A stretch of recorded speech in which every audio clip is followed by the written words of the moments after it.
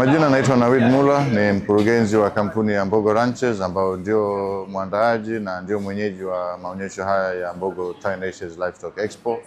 Na wadhamini wetu wakuu ni NMB Bank, na hapa leo tupo kwenye makao makuu yao kwa sababu ya mkutano na waandishi wa habari kuwajulisha wote kuhusiana na shughuli hii ya kwetu ambayo itafanyika mwezi wa 6 tarehe 14 na 15 kwenye shamba la mkonge la Ubena, kijiji cha Ubena Zomozi, halmashauri ya Chalinze, wilaya ya Bagamoyo.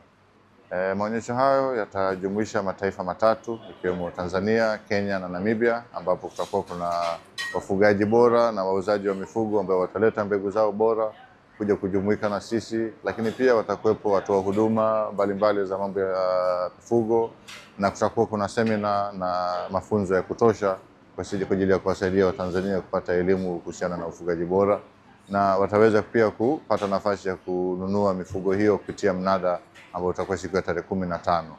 Kwa hiyo tunategemea mifugo mingi kutoka Kenya na Namibia, ng'ombe bora wa Boran, Brahman, Simbra, Bonsmara pamoja na mbuzi na kondoo kama Boa, Kalahari, Dopa, Meatmaster, Van Roy. Kwa kutakuwa kuna mifugo mingi bora ambayo itauzika kwa mfumo wa mnada, ambao mnada kwa mara ya kwanza pia katika historia ya taifa letu utakuwa unafanyika kwa njia ya mtandao pia. Kwa kama kuna mdau yeyote kwa bahati mbaya ameshindwa kuja kwenye maonyesho rasmi yeye mwenyewe, ataweza pia kuingia kwenye tovuti za wabia wetu wengine ambaye ni kampuni ya Swift V ambayo iko South Africa na Namibia.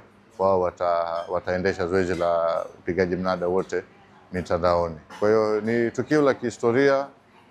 Watu wengi wamepambana nyuma ya pazia. Niwashukuru sana watu wote walionisaidia kuifanikisha hii ndoto, ikiwemo Mwenyezi Mungu kwanza kwa kutupa afya na baraka za kuweza kufanikisha jambo kama hili na kuweza kulifikisha hapa.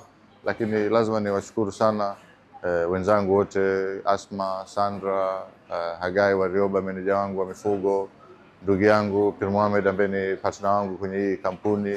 Bila ushirikiano na kupeana mawazo na kusukumana kwa pamoja tusingeweza kufika hapa. Lakini kipekee ni shukuru sana serikali yetu ikiongozwa na Mheshimiwa Rais Dr. Samia Suluhu Hassan kwa kuweka mazingira rafiki na ya kuvutia wawekezaji na wageni, lakini pia wawekezaji wa ndani pia kupata moyo wa kuendelea kujituma na kuendelea kusukuma gurudumu la maendeleo kwenda mbele.